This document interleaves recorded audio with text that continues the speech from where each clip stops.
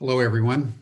I'm Jim Garrison, and I want to welcome you to day 38 of Humanity Rising. Every day since the 22nd of May for 2 hours between 5 o'clock and 7 o'clock p.m. Central European Time, we've created literally an open space for people all over the world to come together and share their experiences of how they're navigating through this pandemic. All of us are still in some form of lockdown. And there was a milestone today, actually. There's been now 10 million cases of the COVID-19 virus worldwide. There have been 500,000 deaths to date. And 1/4 of those deaths have taken place in the United States, where just yesterday it was announced 58,000 new cases.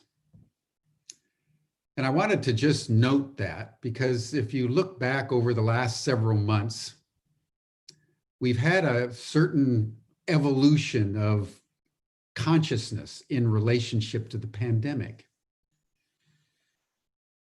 When it was clear that we were in a situation where virtually everybody everywhere in the world was being gripped by the same virus and that we were in a pandemic, everybody went into lockdown. And for the next month, 6 weeks, 2 months or so, everyone was sort of shell-shocked as we began to engage in social distancing. Many countries, like in Italy, declared martial law and mandated that everybody stay inside their homes. Airports were closed. Economies literally came to a standstill.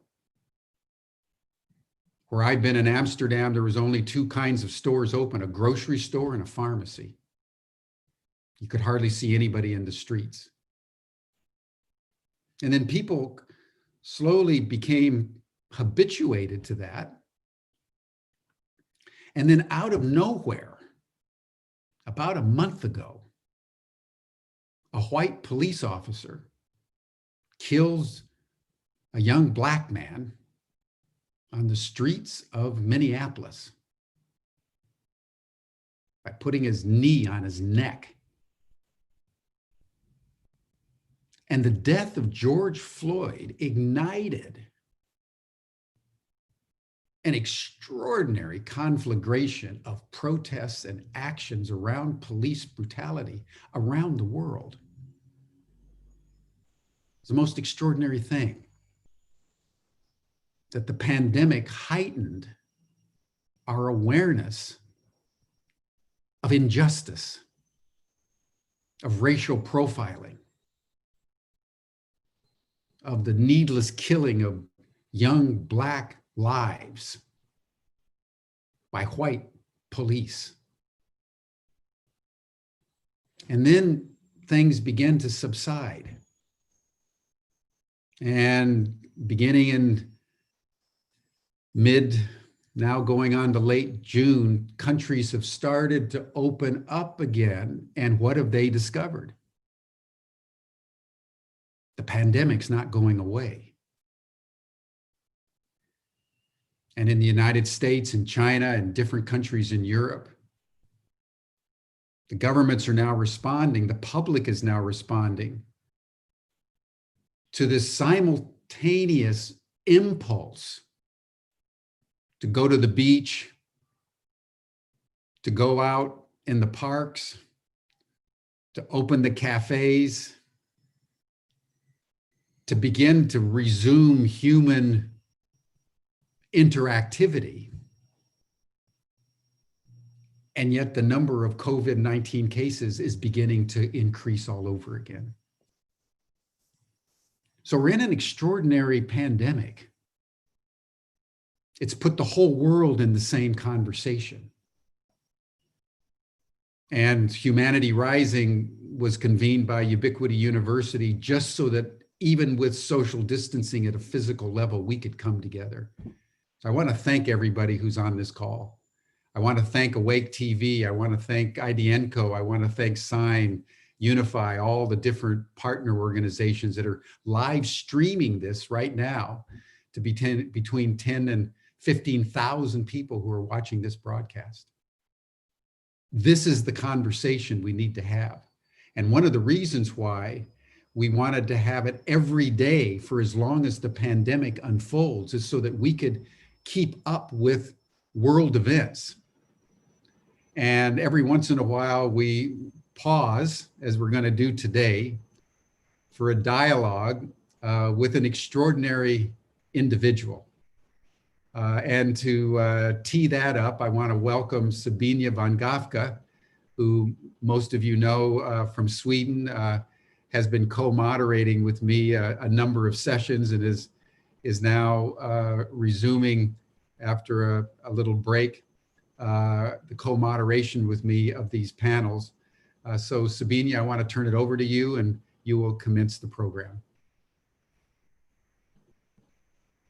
Thanks, and thank you once again for opening up this space for me to be able to be an enabler, facilitator, and co-moderator with you, and really be able to propel conversations, facilitate dialogue that we hopefully will lead to inspired actions that stem out of, this profound initiative that you have initiated with Humanity Rising. It truly is both mind-blowing and so in gratitude to see all the work and all the amazing speakers and individuals and leaders and organizations and affiliates who have come together to also really give Humanity Rising that global platform that it needs, that global platform, like you mentioned, for dialogue, because everything starts with dialogue. It's nearly like we're relearning how to have conversations. It starts with conversations with ourselves, and then the conversation exudes out into the world. And it's through conversations that we hopefully will align more with a peaceful way of being as opposed to a conflict way of doing. And as we've heard before, and also from Jim so many times, Humanity Rising truly is that platform for global conversations that matter, catalyzing action to really make a difference, and also to help us navigate in the direction of the new paradigm and the new regenerative world and reintegrated and unified humanity. And in order for us to do this, because this is uncertain and above all unknown territories, some call it business as unusual, some call it the new norm, some call it the new paradigm, some call it the rising of the consciousness. But it truly is the pathway forward to the future that we envision and want to create. And it's through all these amazing, brilliant minds who are contributing their wisdom, expertise, and knowledge during these sessions of Humanity Rising and all the other initiatives going on around the world that will help us to pave the way and also know how to pave the way forward. And today is definitely no exception. And like Jim mentioned, I've been on a break doing other assignments, but when I heard that the amazing, profound Jean Houston was coming on today, I said, I really want to co-host, because I'm truly a great fan of Jean Houston, who is one of our foremost visionary thinkers and doers of our time, in addition to being an author, philosopher, researcher in human capacities, a prolific trainer, guiding both global leaders and individuals. And I have myself inspired. I've attended several of her variety of transformational courses together with Claire Zammit. And it's also through Jean that I've deepened my own path towards diving deeper into esoteric wisdom, quantum physics, and inner art. So it truly is a pure delight, and it's so inspirational to have Jean sharing her wisdom with us. But before we invite Jean into the conversation, let us listen to the wonderful Kim Rosen, who has given us poetry, navigating us through the landscape of poetry all these days. So I hand over the word to you. Thank you so much. It is truly an honor to have the privilege of seasoning the space for this conversation, which I know will be life-changing for many of us. I want to briefly say that for me, poetry is a form of prayer. And as John F. Kennedy, so insightful in so many ways as our president, once said, poetry takes the violence out of reason. And I like to think of it as poetry leading us beyond the edge of where reason can take us, to use the mind to undo the mind. So I'm going to offer a poem this morning inspired by Jean's teachings, a poem by D.H. Lawrence, and I'm going to speak it with music by Gary Malkin. So the poem is called Terra Incognita by D.H. Lawrence, and the music is called Into the Majesty, and it's on Gary Malkin's CD called Winter Faith.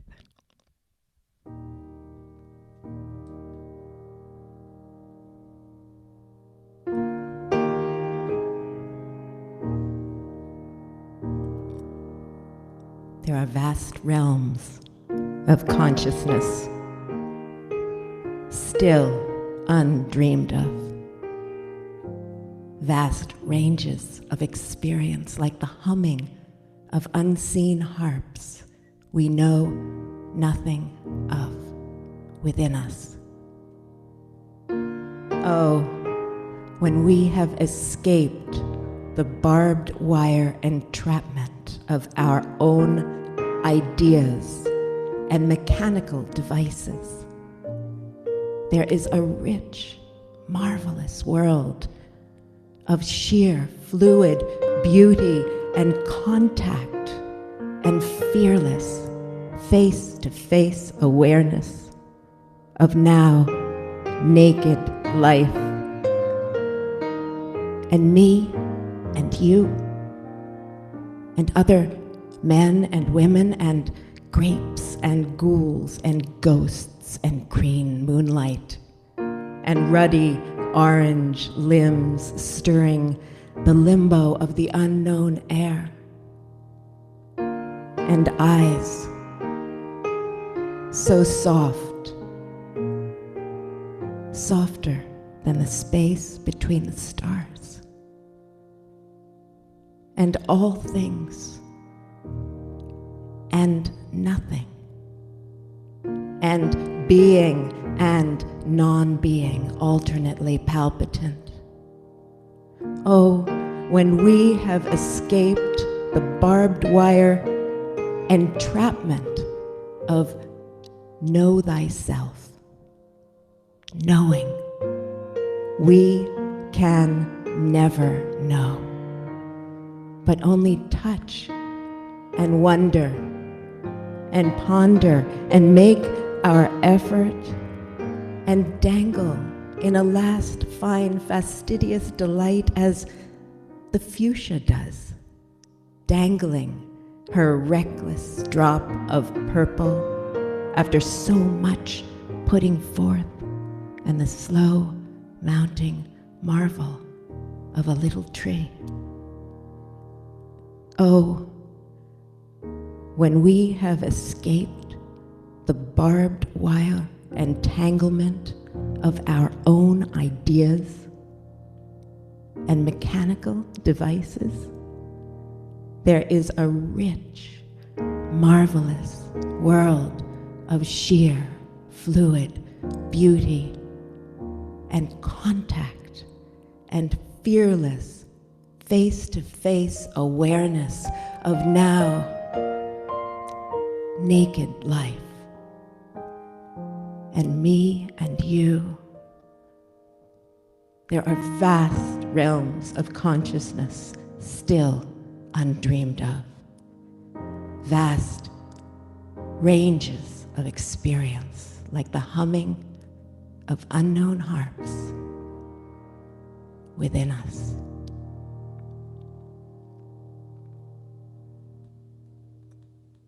Thank you. Poem by D.H. Lawrence called Terra Incognita. Music by Gary Malkin called Into the Majesty.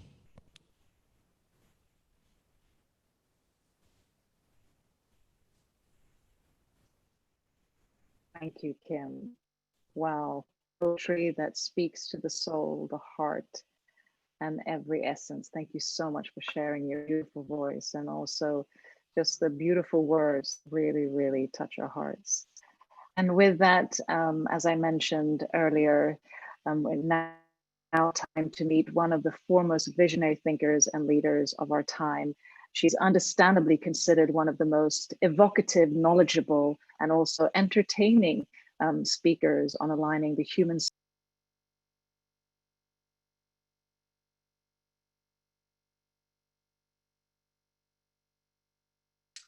Jim, we've lost Sabine. If you want to pick it up or introduce Jean and maybe, oh, she's coming back on again.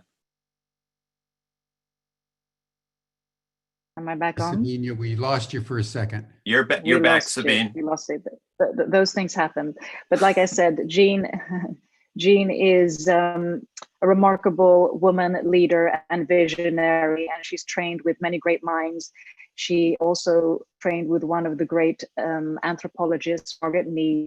And Jean was one of the pioneers of the human potential movement in the 1960s, also in the social artistry movement in the 2000s.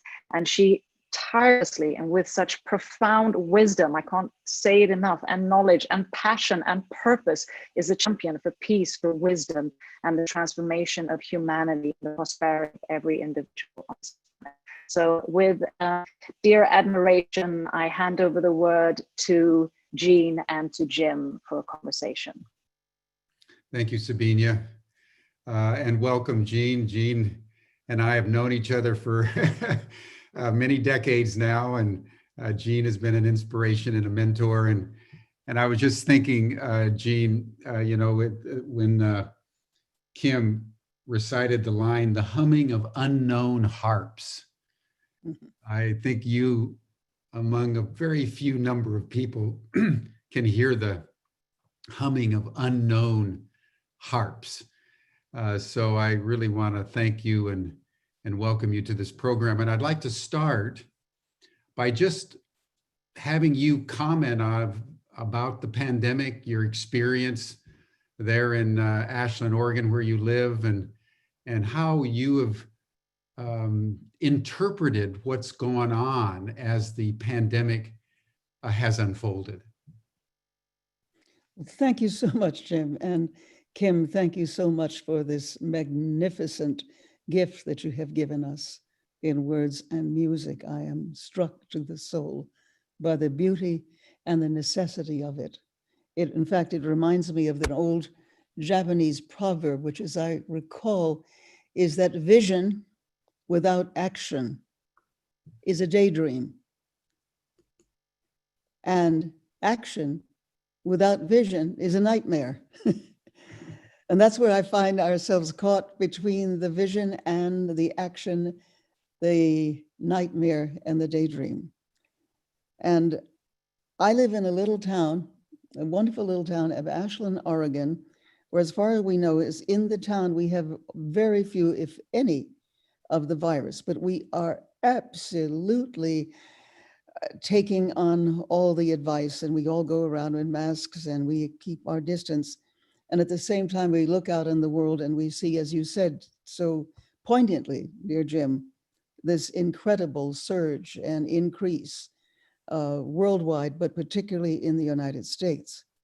Now, pandemics have been known before throughout history, but what is interesting is what follows the pandemic.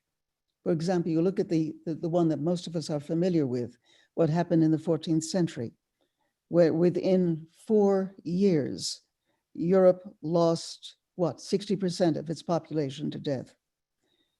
But what followed it? What followed it was the Renaissance, the new beginning, the Rinascita. It's almost as within the shadows is hidden the womb of a new becoming, a new mindset, a new ways of being, a brilliant breakthrough of thought, of feeling, of creation. And I could mention many other similars throughout history. So I also look to not only the horror of what is going on in the pandemic, where we are shut down. And if we are smart, we are quarantined. And if we're smarter, we begin to meet our own inner spaces. And there is a rising of the depths, such as we perhaps have not known in our lifetime. I look at the Renaissance, you know, of the 14th and 15th century, 15th, 16th century particularly, and we see what arises from the depths, from the terrible plagues of the 13th and early 14th century. What is rising? Well, if you look back then, it is of a whole new understanding of the nature of reality. Leonardo da Vinci, he goes inside into his own inner chromatics and hues, and he comes out with a sense of the nature of perspective that then colors and floods the Renaissance mind. And within a few short years, you have what? You have Copernicus and Kepler with the telescope, and that gives us a whole new notion of where we live in the universe. You have people like, well, of course, Michelangelo creates a new architecture, the Duomo. You have Leeuwenhoek with the microscope. You have Harvey with the blood flowing of the blood, and Vesalius with the structures of the body. You have literally an evolution of who we are, what we yet can be, because during the great quarantines, during the terrible shutting down of society, the society of the soul really begins to take off, you know. And I think at the same time, what we see now is the revolution in the understanding of where we are in the universe, that we don't just live in the universe, but the universe lives in us. What does this say? It says we have access to a form of totality that resides within us. We have the rising of the depths, but we also have the sense of a topsy-turvy world in which things that had been ignored come forth, especially the rise of women to full partnership with men in the whole domain of human affairs, because without women's empowerment and taking on the reins of reality, we will be out of here in 100 years. We know that, or less by the end of the century. So they have the rise of women. We have the rising of the depths. We have a sense that we are universal beings coded into a biodegradable space-time suit, you know, but we are universes. We have the sense of seeing fools rise in such a way that there is no ignoring them. And with that, I think the dialectic between utter foolishness and spiritual potency. I mean, there's so much that we can, the rising of the depths, the rising, the crossing of the great divide of otherness, you know, which has happened so magnificently, both in the terrible things that we see with George Floyd's death, but also in the sense of what have we done to people of other colors, and you never mind that we contain all these colors within ourselves. And how do we really see that heartfully we are of a vast unity that is seeking not just a reconciliation, but a council of humanity such as we have never had before. And if we don't have it, we're out of here. I mean, it's really grow or die. It's evolve or perish. There's no other. So we're in the Renaissance, Rinascita, that great rebirth, a regenesis of our human sense of who and what we are and what we yet can be, tapping into the great, what was it? Was it Rumi who said, the treasury of unseen generosities that lies within us? Of course, this has been my work, and in many ways your work too, my friend. But it's also the crossing of the great divide, and it is also at the same time a renaissance, and I hope, of art, of music, of feeling. I look at the Renaissance in music during the 15th century, 16th century, where suddenly what had just been there as a single theme of polyphony, suddenly there are many measures of music. There's many different ways of singing, of dancing, of exploring. That's happening in our time too. So we are running a fascinating parallel track with the terrible pandemics, you know, of the 14th and 15th century. The terrible pandemics of today, but now it is global. And with it has come a new understanding of how we don't just live in the universe, but the universe is coming alive and quickening in ourselves. But if we do not have the rise of women to full partnership with men over the whole domain of human affairs, none of this will happen. Just a few thoughts. Well, you've covered a lot of territory, and I think this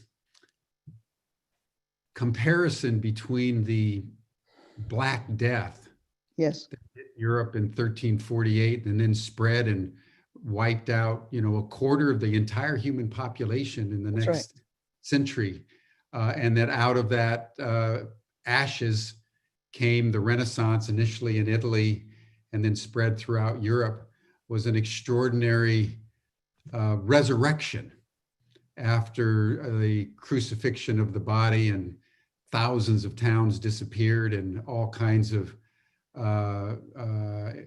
bad things happened. And I want to just note one potential analogy that I hadn't thought of, but to get your comment. It was during the Black Death that was really, in many cases, the genesis of modern anti-Semitism. yes, indeed. Because the church and the national leaders blamed the Jews for what they called poisoning the well. And there was massive killings of Jews all over Europe, and they were forced to flee into Eastern Europe. And that's how most of the Jews got over into Eastern Europe. And I'd love to hear your comment, Jean, on the fact that during this pandemic, it was an event of racism that ignited an extraordinary global conversation. You would think you're going through a pandemic. Yeah. You would be talking about health. You would be talking about human well-being. It's sort of sanitation and hygiene and so forth and so on.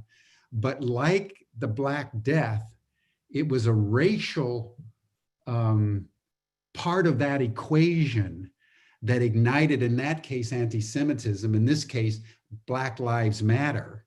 How do you understand? And the other thing I would like to put into the mix, it's very interesting to me from a Jungian point of view of deep synchronicity, that the initial impact of the COVID-19 was around affecting people's respiratory functions. They had to go onto respirators. And it was George Floyd that kept saying, I can't breathe. I can't breathe. So you're in one of these situations where the humming of unknown harps, who would have thought that a young Black man in Minneapolis, Lovely, yes. being killed would somehow serve as a microcosm for a macro dysfunction that needed to be called to our collective attention.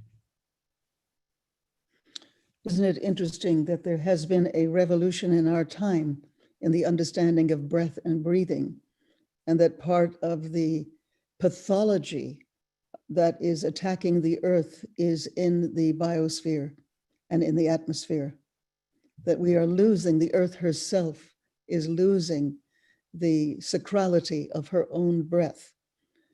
And at the same time, there rises largely from the East, all of these exercises in breath and breathing. So you always have that play, don't you, between the destruction and then the new creation, destruction and new creation. It goes through all of history, up to virtually everywhere.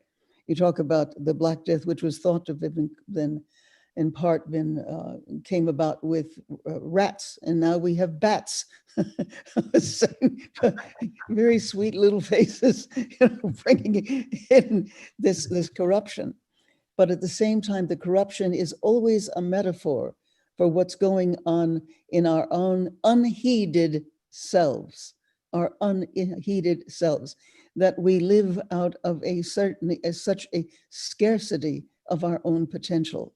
And we can't, so we are suffering from the lack of breath feeding our potential. I mean, for example, as you know, I've worked in over 100 countries since 1958, and one of the things that I often try to do in these different countries who say, well, look at your inheritance. Look at what we now know about what human beings can be. Let's go back to studying this. And they say, we didn't know we had that. We just thought it was all coming from America. No, America, and I hate to say this, was putting its knee on the throats and the breathing mechanisms of people in order to serve its capitalistic, narcissistic way of being. So we have a lot to answer for. And the very fact that the metaphors of the destruction are coming out of America, I cannot breathe. I cannot live. You do not see me. Now, now let's look again at the dialectic between us. What is being asked? I think it is global seeing. And then ironically, we have global seeing on our internet and our social, but we don't have the essence of it happening. How do we cross the great divide of otherness and deeply see each other and know each other in the fullness of what we are? How do we actually tap into the depth of what we are, wherein lies the imaginal potencies, the nature of imagination? I'm going to tell you a story that you do not know about me. When I was 8 years old, I went to a very great school where they took us to meet the great elders of the time. They took us to meet Helen Keller, for example. And I raised my hand to talk to her. She did talk, and she placed her fingers on my lips. And I said, why are you so happy? Because I couldn't figure out why this woman who had been born, with deaf and not seeing, she said, my dear, it's because I live, this is what she sounded like, I live each day as if it were my last, and life in all its moments is so full of glory. And life in all its moments is so full of glory. She was enriching and enriching the world. Now, it was a few months after that, they took us to meet the small class. I think that was the 3rd or 4th grade. Albert Einstein. And we sat down in a room in which you had a blackboard filled with equations. This story, I don't think you know. And he came in, he was a rather short little guy, lots of hair, seemed a little vague. And he asked, did we have any questions? And one smart aleck kid raised a hand and said, it was a boy, as a matter of fact, he said, Mr. Einstein, how can we get to be as smart as you? And he said, read fairy tales. We did not like that answer at all. So another smart aleck said, Mr. Einstein, how can we get to be smarter than you? Read more fairy tales. Ooh. Well, I actually, before the whole class left, I said, Mr. Einstein, did you mean imagination? Yeah, you got it. He said, my biggest quality, my great, is imagination. I get on a light beam, I go ride it, And people think I'm a math, and he says, I'm no good at math. I get the graduate students to do the math, but imagination. Now, I think what we're doing, because we are so overloaded with images and Netflix and, and all of this and constant television, is that it's as if our imaginal capacities have been stunted. What do we do? As you do in Ubiquity, my friend, as I try to do in my own poor way wherever I am, is to stimulate that great place where the self joins the universal mind and being, where imagination fires sparks of new creation and also of new passion for the possible. Because that's one thing that Mr. Einstein had, and was certainly what Helen Keller had. And so I think that the quarantine can be the time of imagining. One thing that I'm doing around the world, actually, is I'm trying to form groups of communities of practice, is what I would call it. Communities of practice where they really gather together as loving, co-empowering groups. And they encourage each other to think, what could our schools look like? What can governance look like? What can? And begin to send me all these designs, and I'm getting a lot from the kids. And and they are using their imagination, and they are opening up to a whole new order of both self and society being recreated. We have it. Beautiful. I mean, to be able to meet great personages like Helen Keller and Albert Einstein at a young age must have been so impactful on you. And I'd love just to take a discursus here. If you had to name, Jean, another 2 or 3 great personalities that you met that helped shape who you became, who would they be? I know. Well, there's my adopted mother back there. You can see her. That's Margaret Meade, who lived with us the last 5 years of her life off and on, and who got me to work and to think, Jane, I want a whole new essay on the nature of stress by the end of this week. So really slapped me getting in. Of course, she arranged for me to meet great elders of the time. She sent me abroad, and then that became the United Nations and lots of other things. She was probably the biggest. I knew for quite some years Teilhard de Chardin. He lived across the street from me. I've been very fortunate. And he said, the people of your time will be taking the tiller of the world. Boy, that stuff. But when you travel, you must touch upon the soul of people, not just the lands that you travel, because he's had this vision of what I was going to be doing. I was like 14, 15 years old at the time. So it'd be Teilhard, it would be Margaret Meade. Now, there was someone else that I have never really talked about. It's wonderful, you're making me think of these things. And that was Katharine Hepburn, the actress. And she said to me, and see if I can actually bring her, she said, everybody thinks I'm Katharine Hepburn. I am not Katharine Hepburn. I'm good old Yankee Kate. I clean my own floors. I do the dishes. I take care of all my friends. I do the gardening. That's who I am. Straight arrow, hardworking Kate. Katharine Hepburn is this creature who I have to pretend to be to make myself fascinating, but that's not who I am. And to me, that was, I was probably in my 20s then when I heard her say that. But the thing about her is that she was solidly who she was, and she knew who she was, and thus she could play these other variations of herself. And I find that so, so important, because we have to really get into our own soul force. Soul force, take our souls out of the closet, know who we really are, and then we can play the multiple persona that we have within us. I mean, for example, I hate to write. I hate to write for some very good reasons. And, but I happen to be a very good cook. And the reason I'm a good cook is my mother, who was Sicilian, Maria Annunziata Serafina Graziella Fiorina Perpetua, that was her name, married Jack Houston of Texas. They hated each other's food.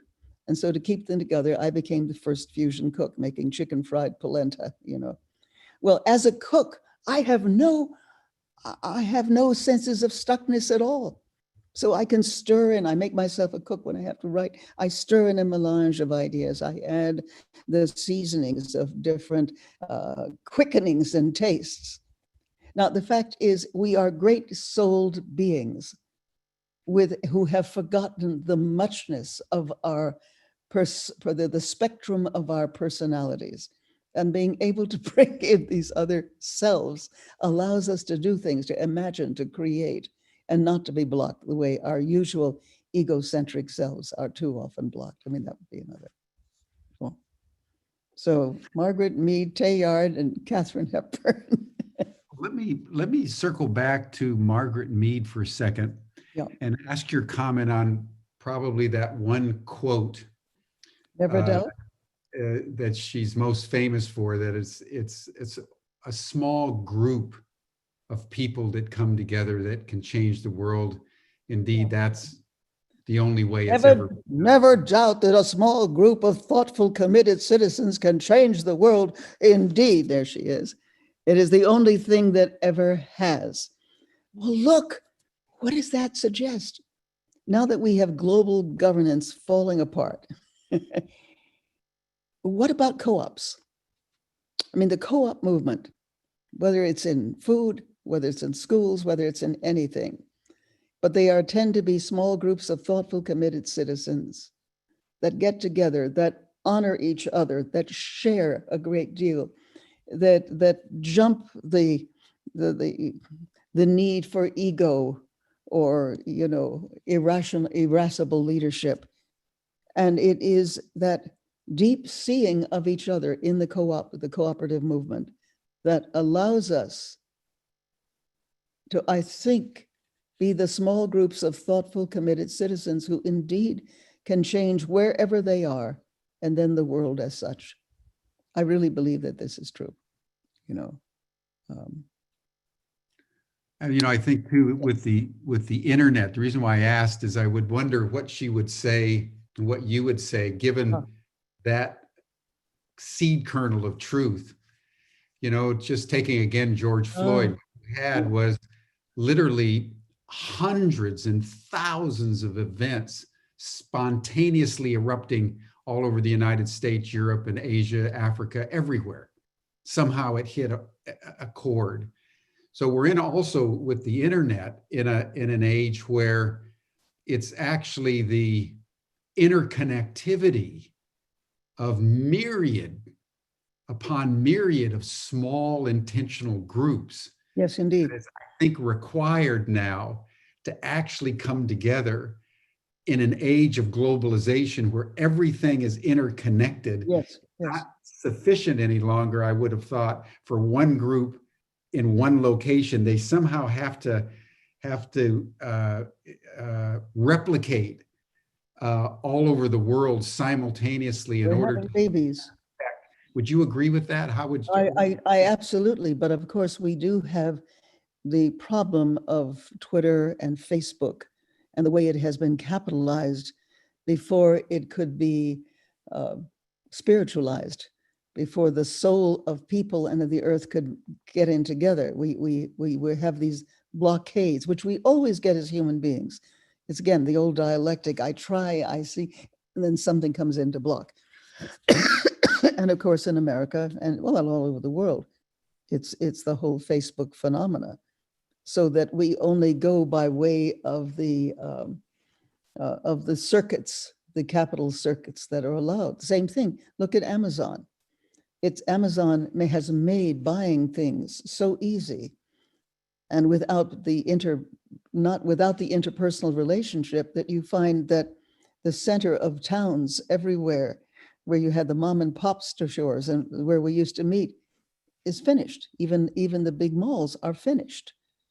So what is the necessary response to the fact that we have been isolated in the capitalistic bound form of the Facebook kind of phenomena?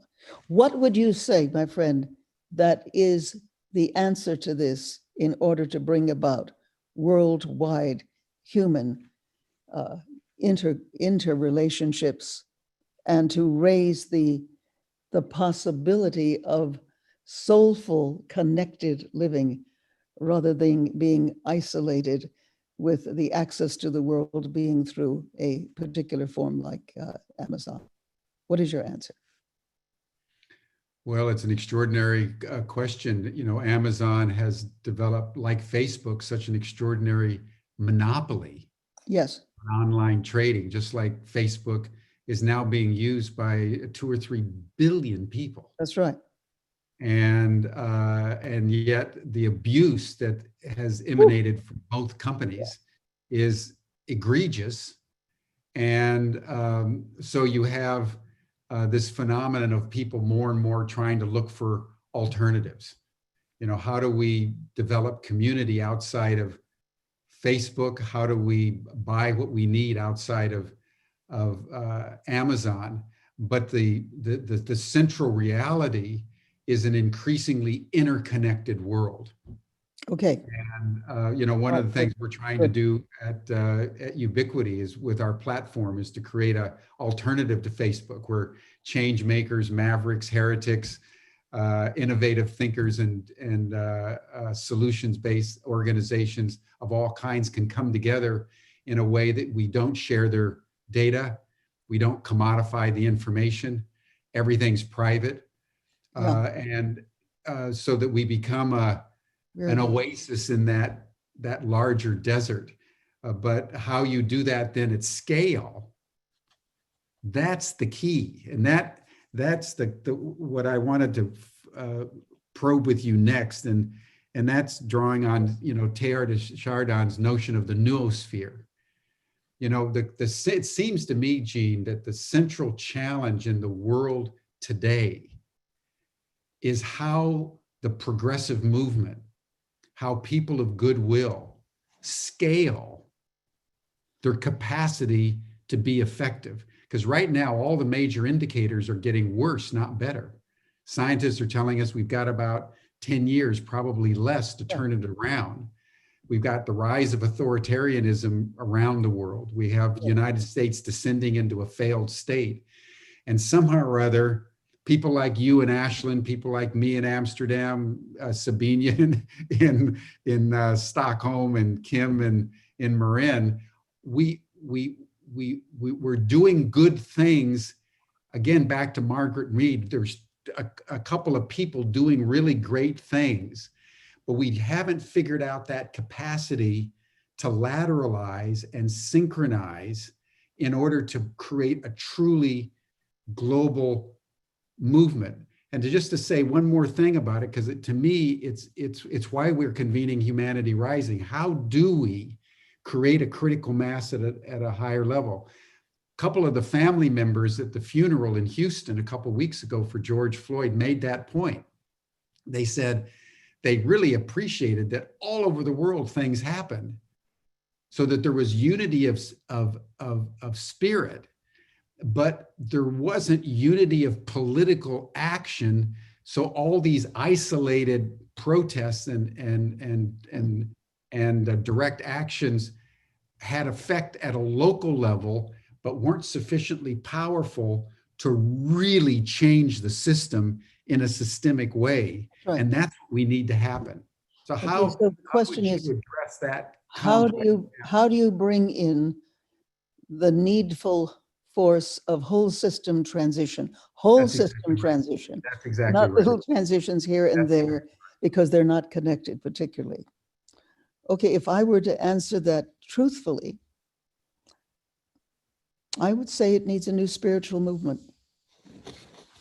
That it is a spiritual movement that contains its own generative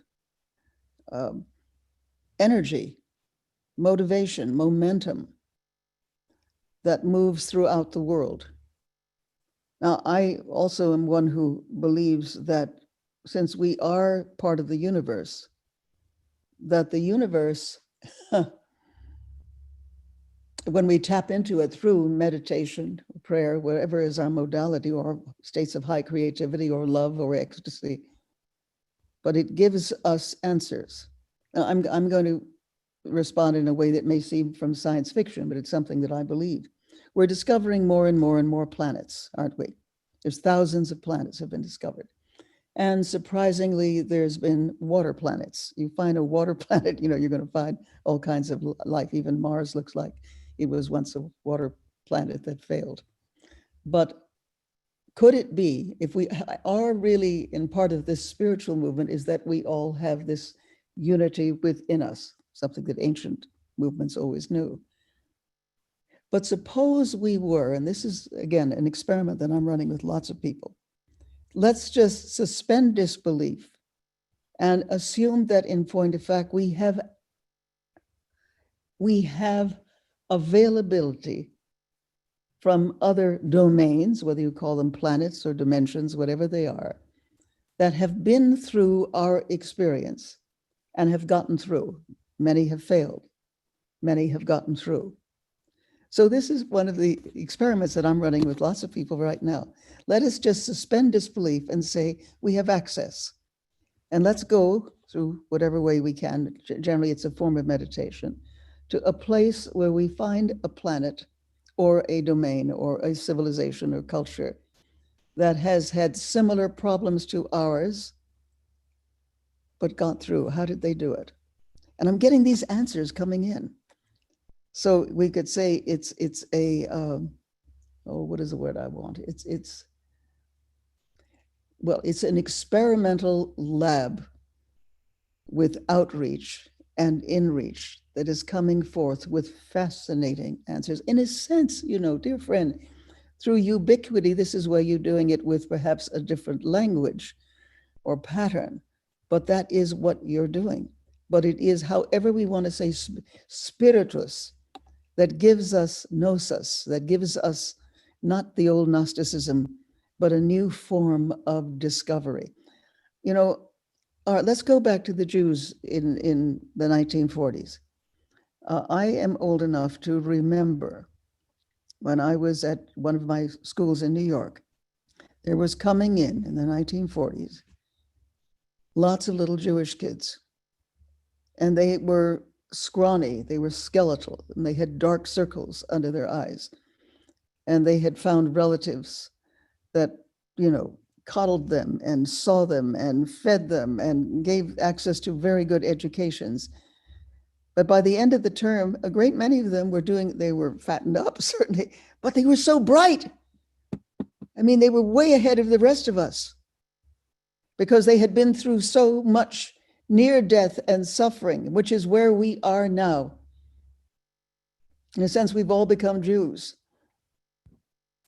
Near death and suffering, and then the great, courageous, fertile energies of life are rising up. For what? Rebirth, regeneration? I'm seeing it everywhere. But it never makes the television. Maybe it gets on Facebook, I'm not sure. But it is a worldwide phenomenon of the need for the regenerative form. And so my funny little experiment, having people tune in somewhere else in the universe, you know, science fiction becomes science fact after a while. In fact, science fiction is the new mythology. That's where we find the mythos. It's not the trip to the moon, you know, the stars, but it is about the regeneration.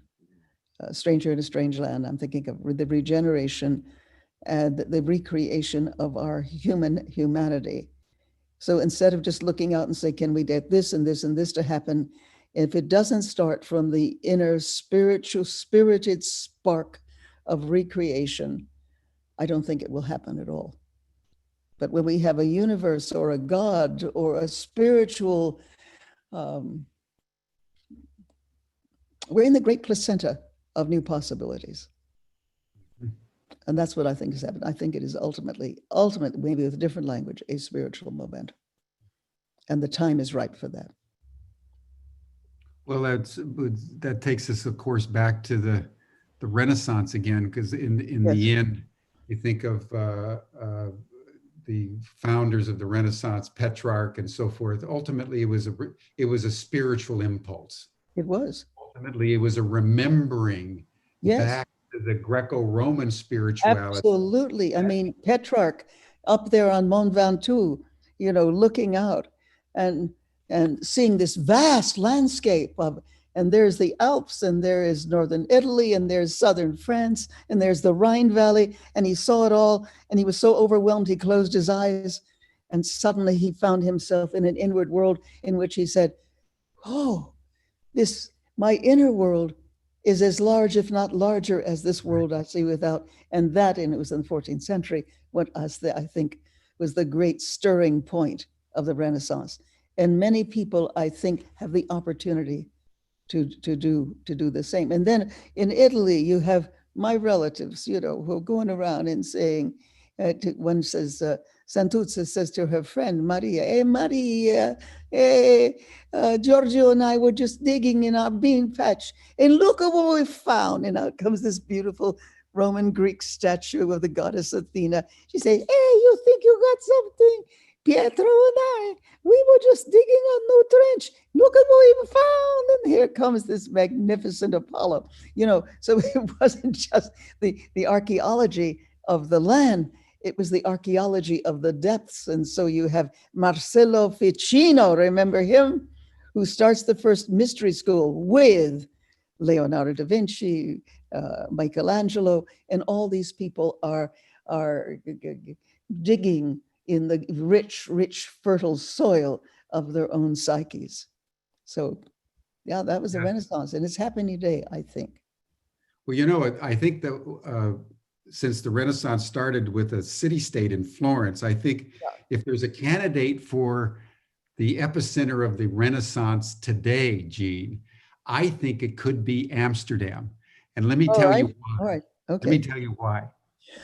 Under the leadership of an extraordinary woman who's the mayor of Amsterdam, Amsterdam has made a commitment as a city to completely reshape itself in the post-pandemic world along the donut economics of Kate Raworth at Oxford, who has developed a economic model that puts human well-being as the inner circle of the donut. And we all know what that means in terms of human health, human education, human abundance, human creativity. And then the outer circle is the ecological systems and ecological constraints like climate change. So that the city, instead of emphasizing trade or gross domestic product or money or profit, is going to be putting human well-being at the center of how Amsterdam looks at the future, but within the larger context of the ecological systems and the ecological constraints of a planet that has limits to its carrying capacity. And if you think about the way that spirituality and politics and economics and finance could come together in something as simple as a donut. And we have conversations beginning to emerge out of Humanity Rising, our Dutch, our participants, around seeing if we could develop a campaign to get other cities in Holland to adopt donuts, or even Netherlands. You know, you could have a campaign, you know, Holland goes donuts, or Amsterdam goes donuts.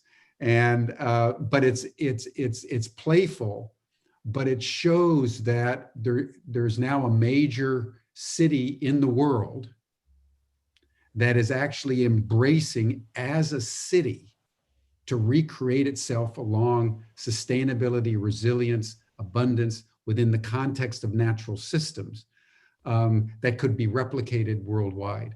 It feels to me that the change of spirituality, given the fact that we're running out of time and we're in a world where things are getting better and better, but also worse and worse, faster and faster, that we need actual models, living models of change at scale. So anyway, I would put forth Amsterdam as the new Florence. What do you think of that? I think you're absolutely right. I mean, of all the cities of the world that I have worked in, I would have to say Amsterdam, for many curious reasons, often artistic ones. You know, it has the worst and it has the very best, doesn't it? But it's also the town.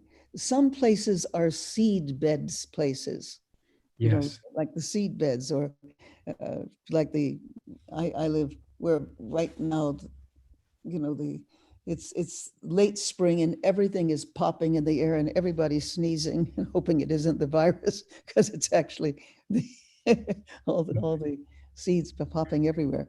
But it is also, Amsterdam has always been the seeding place. When you look at the great inventions that happened there, I mean, we're talking about the Renaissance, the thing about Leonardo, when he wrote his monograph on perspective, people, and especially in Holland, really picked up on it. And what do you have then? You have the inventions of machines that you didn't really have before, because you could do with perspective, you could see how this wheel would turn that wheel and do it under another form of momentum. I think that in Amsterdam, you have another perspective in a small place that gives us patterns for the way that the world could be. Amsterdam is actually the new Florence for the current Renaissance. I think you're absolutely right. Now, do the Amsterdamians know that? Do they have that level of higher consciousness? Well, I don't know, but we'll find out, but it feels to me that there's a fertility here of creativity and political will Yeah. that came together in Florence with a particular force that began to create a meme that was replicated like a pebble hitting a pond. Then all of a sudden the Renaissance began to expand out, and over a century it encompassed most of Europe. And so it's just something that's worth noting. And I'd like to focus on two of, I would say, signature Jean Houston passions over the last several decades, Jean. One is your deep commitment to social artistry. I would love to hear you speak about the importance of art In society. in social transformation. Because that's what the world needs right now. We need a new consciousness, spirituality, but it needs to be way beyond the classical axial religions where you believed in something external and you obeyed a bunch of Not the laws. actual religions. You went to hell No, if you didn't get Well, it social together. artistry is the art of making good societies. It's the fact that we have come to the end of a certain kind of cycle, and people can be. What we did is we've trained people the world over to, I don't want to use the word use, but it's that, but to activate more levels of themselves, sensory, physical levels. We know so much about how to retune the human being, to raise the passion, the power, the capacities. We barely use the capacities we have. So we might start with something as simple as our sensory system. So when I studied once 55 of some of the most creative people in North America, I found that the great percentage of them were fascinated by their own depths and activated their own inner seeing, touching, tasting. So the proprioceptives, that means the inner senses, the inner hearings, were so rich that you could drop in an idea and it would be taken up by the inner senses into a creative form that had passion, power, necessity behind it. Among the people that I studied deeply were Buckminster Fuller, who's the last thing he ever did, the house he designed, I live in.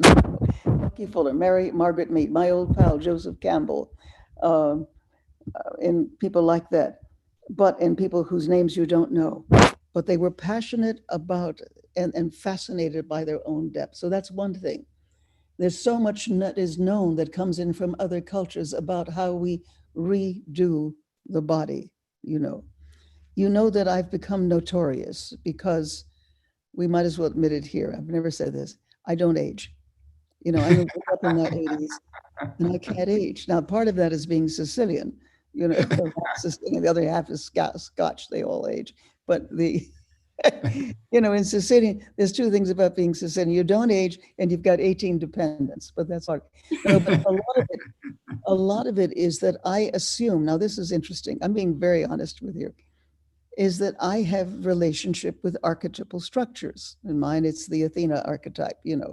I don't worship Athena or anything like that, but I'm aware of archetypal principles that are loaded and coded with promise.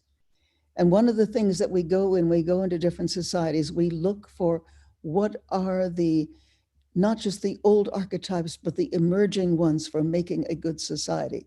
So you've got people who are growing in body, in mind, in psyche, who are using many more dimensions and domains of their mind, are looking for the genius in society and cultivating it and crossing the great divide of otherness, men and women working together. And if it doesn't work, then just let the women work together. What are the great societies now? There's about 7 or 8 great ones, and they're all run by women. Isn't that interesting? The governors or the mayors are women. So with women, the emphasis is on process, not on product, making things cohere, develop, grow, interrelate. And if you don't have the rise of women, we're not going to make it. If you don't have women taking on, with some very good men, the full domain of human affairs. We will not make it. So that's another big aspect of social artistry. Real having people cross the great divide of otherness in communion and communication.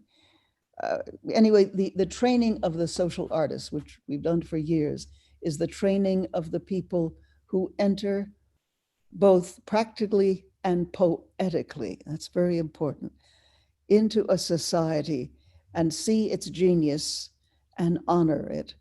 It's the mutual honoring of self, of society, and of making societies that are artful. To talk about it would take, in fact, after this, I have the meeting of the old guys in the social artistry movement who've been with me since the 1970s. And we're all about to meet again from all over the world. It's the world's new religion, which is Zoomism. And the fact that we can meet now without people coming in and with the old forms trying to block things.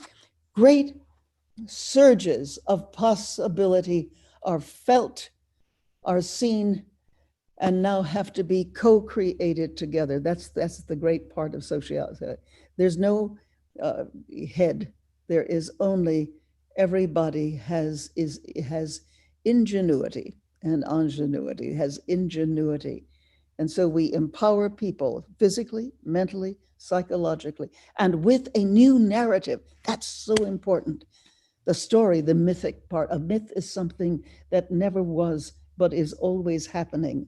And we are in the state of the rising of a new mythos. Men and women working together, all societies having something of deep value to give to each other, being able to supersede the wrongnesses of centuries. But you've got to have vision, and that's what happens in social artistry. The vision, both personally and collectively, comes together, and the vision becomes the lure of becoming that gives you galloping chutzpah, energy, delight, and the abilities to stick to it together.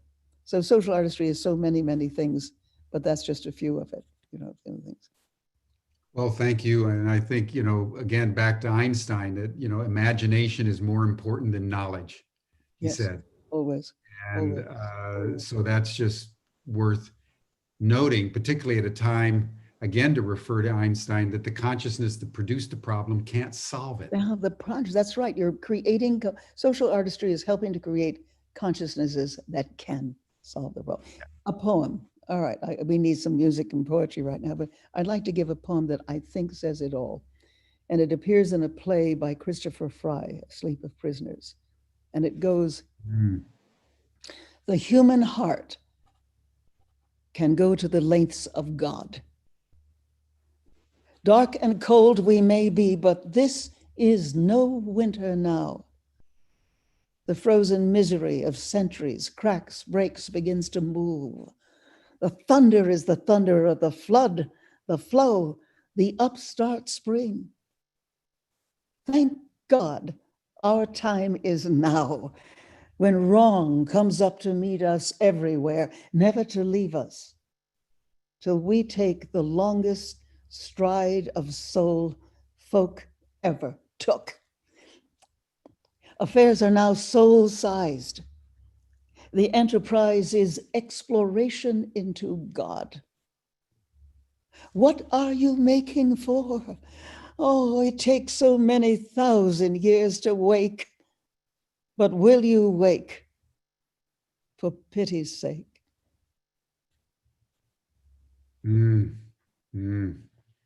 Profound.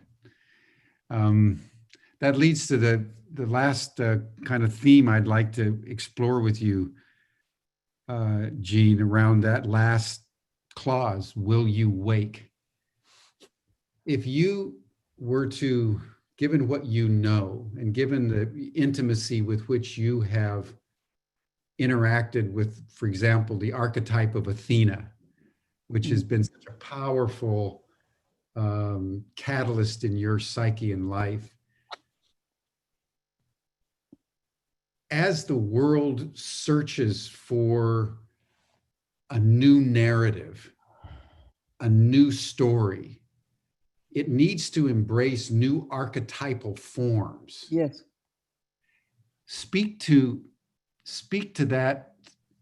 that challenge of a world in thousands of languages, thousands of cultures, ethnicities, differences in every level in our diversity. But we're all slow through the internet and trade and commerce and media and entertainment and sport becoming one. But we're somehow lost. The pandemic has reminded us of how thin our civilization is. What would you say is the archetypal formation that we need to imbibe, and what would you say is the beginnings of the narrative, the new narrative that we have to begin to tell ourselves, that will bring us into the kind of alignment and abundance that our souls know is inherent in the global civilization we've been destined to create? You and I both remember the pictures of the Earth as seen from the moon. Mm. And what that did, what those pictures did around the whole planet. Suddenly we were not alone. We were members of a living, dynamic being who had personality, whether you call her Mother Gaia, but we knew that we were part of something that was a great happening, a great art form, and a great experiment. You probably know that the sixth man on the moon came to see me, and I helped him remember. He wanted to remember what he saw. He says, because this was Ed Mitchell, because he said, we were encased in these spacesuits, so there was a lot of things that we were seeing that we didn't see because we had this big job. So Bob and I, my late husband and I, put him into a deep trance and took him back to the moon. And he picked up all the things that he had not noticed, and then he said, Gene, you're asking the wrong question. It's not what we saw on the moon that was important. It is what we saw coming back to Earth. Because coming back to Earth, we didn't have a lot to do. And he said, and my hand hit the button for some music, I guess a music track. And it was the music of Camelot, the Once and Future Society. Remember it?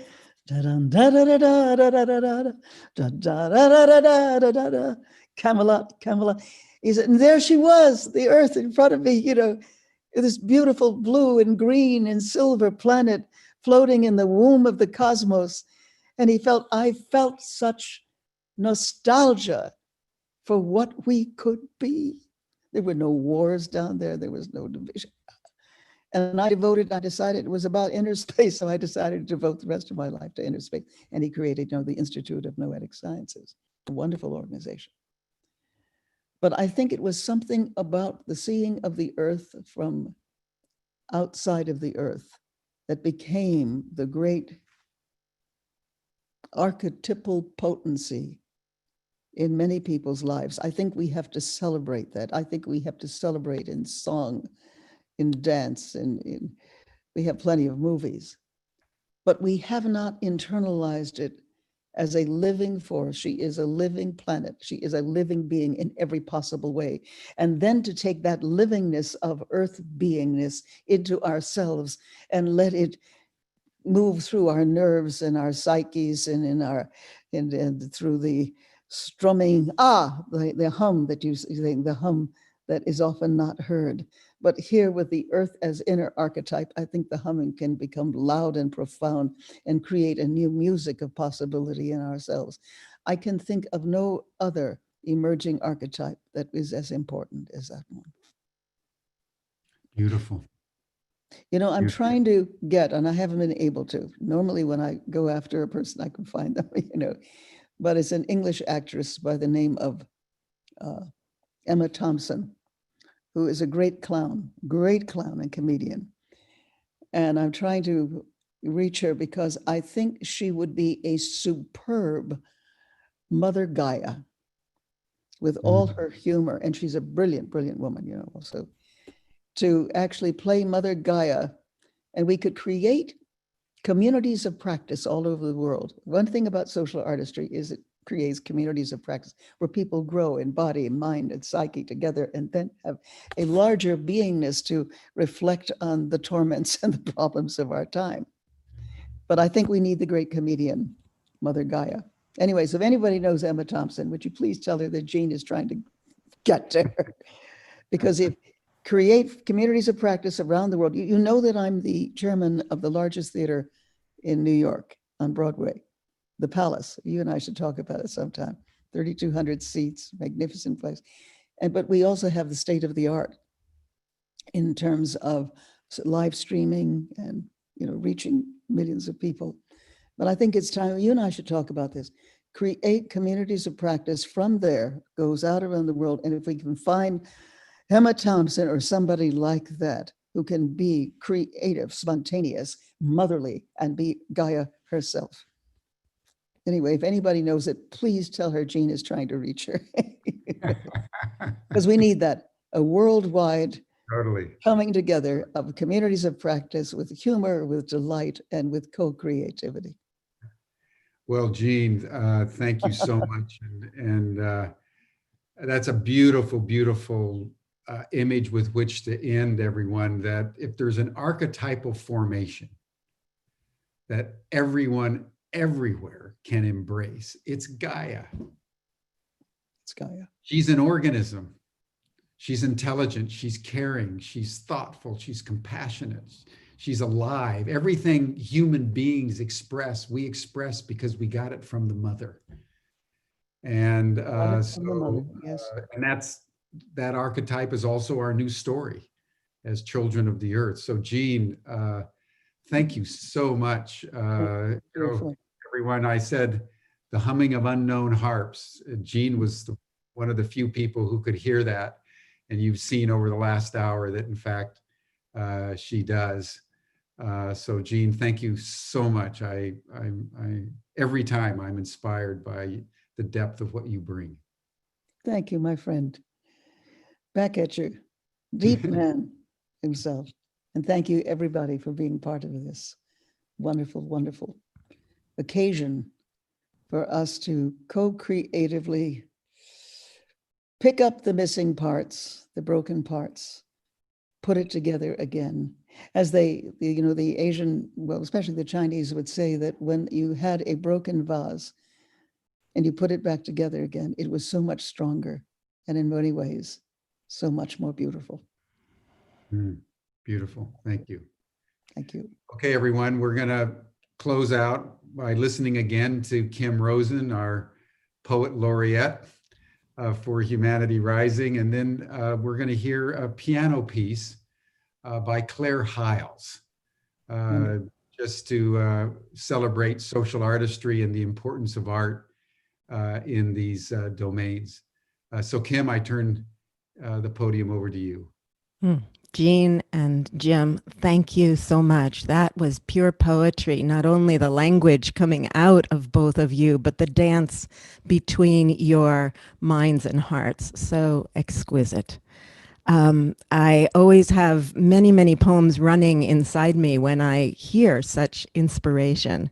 And so I've chosen two of them. I'm going to weave them together in a dance to some music by my collaborator, who is a great musician named Jamie Sieber.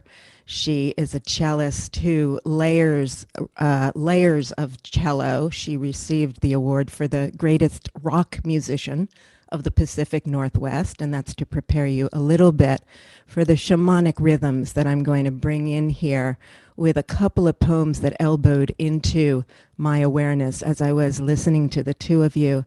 And before I do, I just want to honor what's going on in the chat.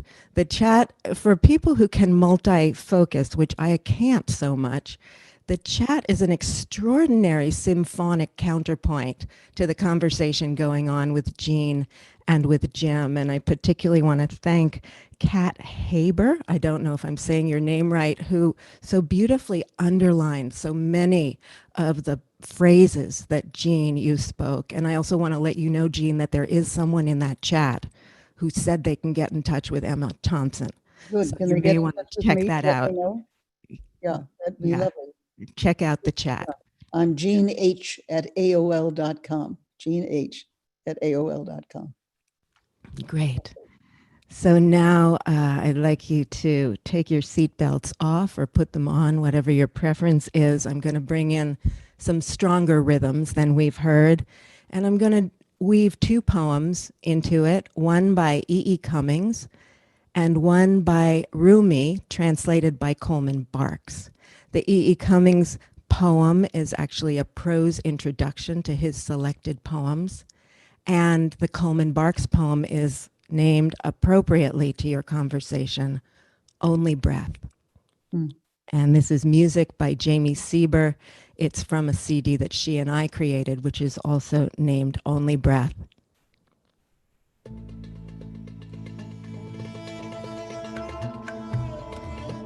Take the matter of being born.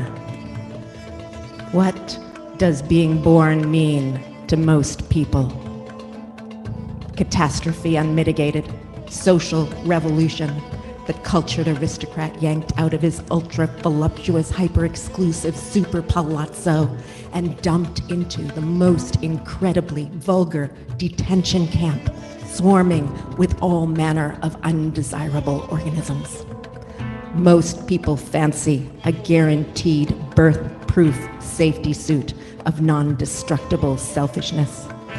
If most people were to be born twice, they'd improbably call it dying. You and I are not snobs.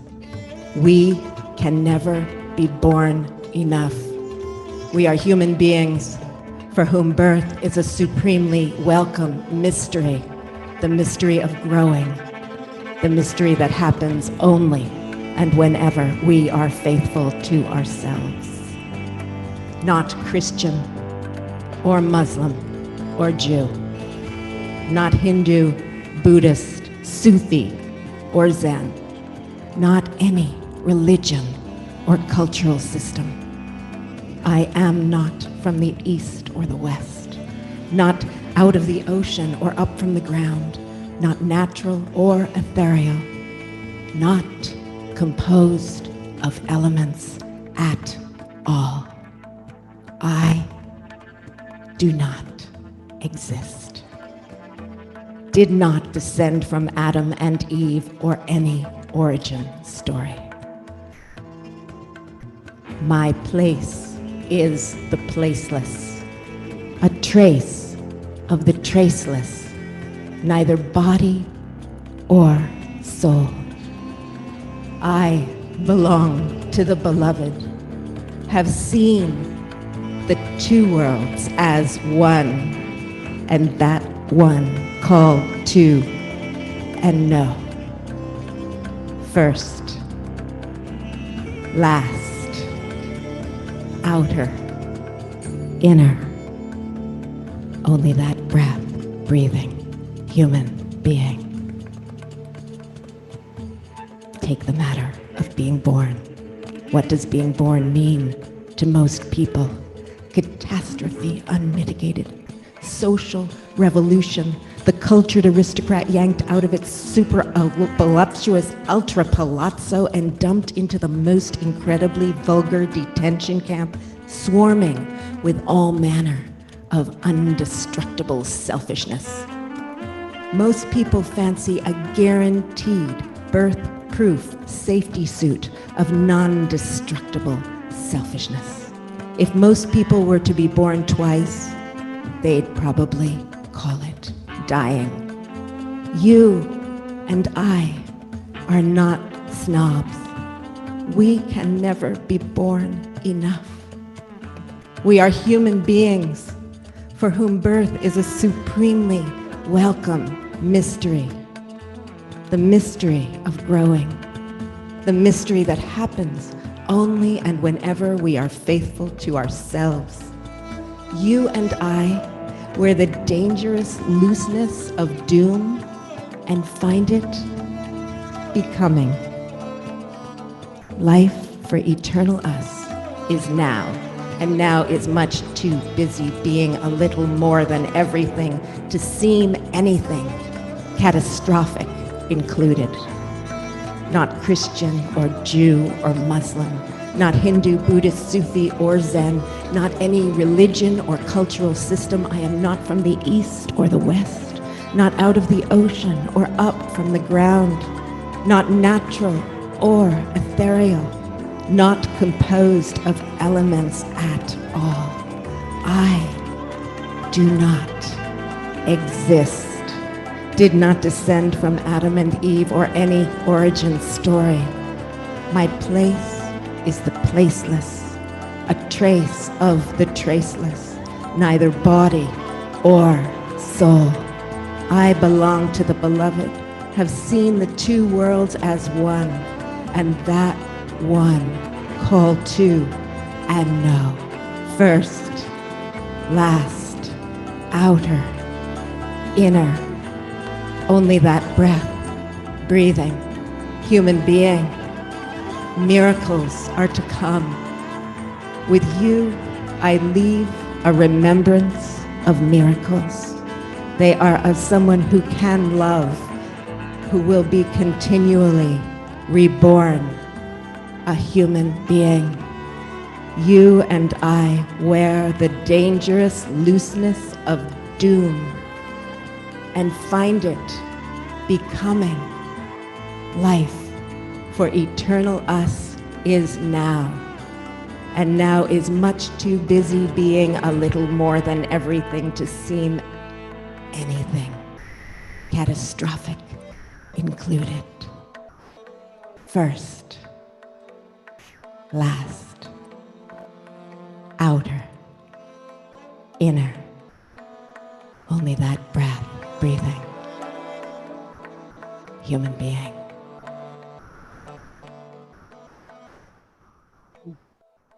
Thank you. E. Cummings and Only Breath by Rumi, translated by Coleman Barks. The music is by Jamie Sieber. It's on our CD together called Only Breath, and it's also on her CD called Unspoken. Thank you so much.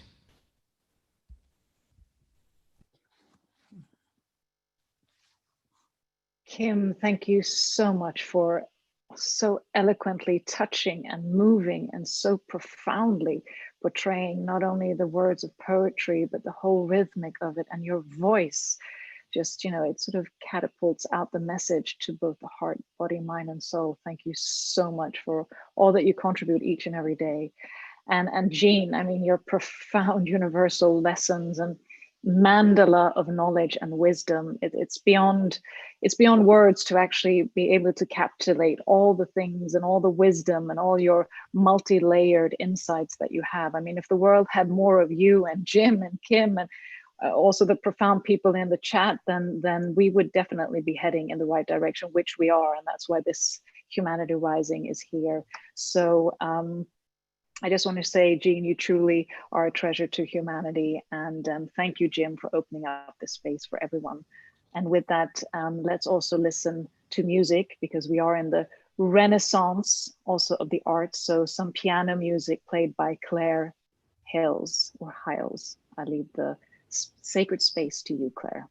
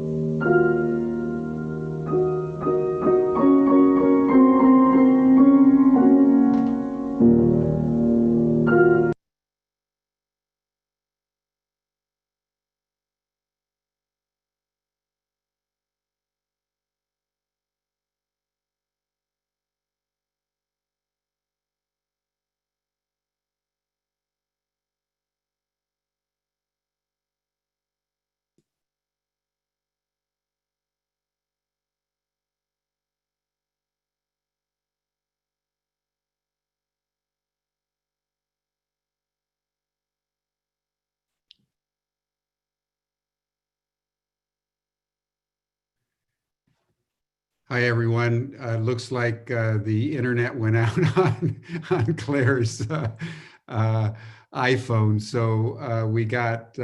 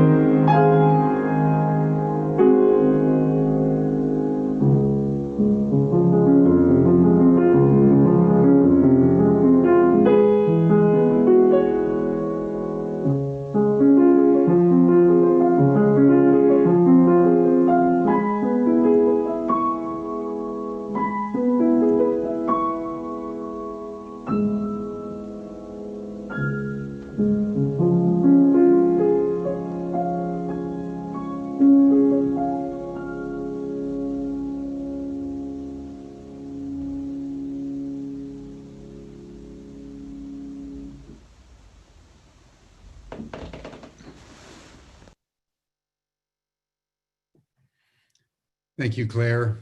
And thank you, Kim and Jean and Sabinia. It's been a magnificent way to spend the Sunday. And I want to just bless you and everything that you're doing, Jean. You're indeed a world treasure for so many different reasons. And I want to thank all of you who participated in the chats. This has been an unusually interactive and vigorous chat. And Kate Haber, I mean, you have not only been doing it this session, but in session after session, Kate is providing almost like a stenographer's a synopsis of what's going on. So Kate, thank you so much. Starting tomorrow, we're going to create a 10-day space or so for what we're calling new mindsets for a new world. And that's one reason why we wanted to have this dialogue with Jean today, because it's really initiating a whole program on new mindsets for a new world. We need to think through strategically what we need to do, like the donut model of economics for Amsterdam that could be replicated around the world. But we also need to be reimagining who humanity is simultaneously. We need new mindsets because, as Einstein said, that the consciousness that produced the problem can't solve the problem. And it's people like Jean that catalyze in our psyches a new imaginal process that leads to higher and more refined archetypal forms. And so, Jean, I want to thank you. We'll be meeting again tomorrow, every day between 5 o'clock and 7 o'clock p.m. Central European time. And then the session beyond new mindsets is going to be on solutions that are actually making a difference. So we've come together in Humanity Rising to think strategically, to imagine new ways of being human, and then to practically implement solutions that can make a real difference in our local and regional and global arenas of effort. So thank you, everyone. We'll see you again tomorrow. And once again, Jean, thank you. Thank you so much. Bye, everyone.